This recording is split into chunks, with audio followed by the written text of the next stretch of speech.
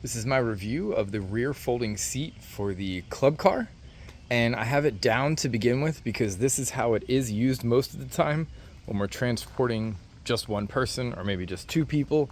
I like to call this truck mode or transport mode. You can use this for hauling wood, moving toys to the beach, moving toys to the pool, moving toys to anywhere. If you live in a community where you need a golf cart, you got a rear seat attachment. This is super useful. You can use this as a hauler. You can start putting a bunch of stuff on there.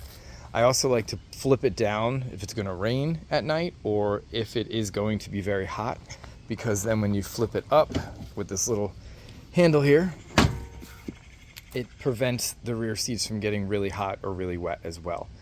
They are all waterproof. We do cover this when we're away for the season. However, it does stay out in the elements and it holds up quite well. It's got a nice height here, nice handholds over here. Everybody that sits in the back, it's an easy level because it is a club car. It doesn't sit up really high. This is at stock height. It is a nice clearance off the ground. It was very straightforward to install.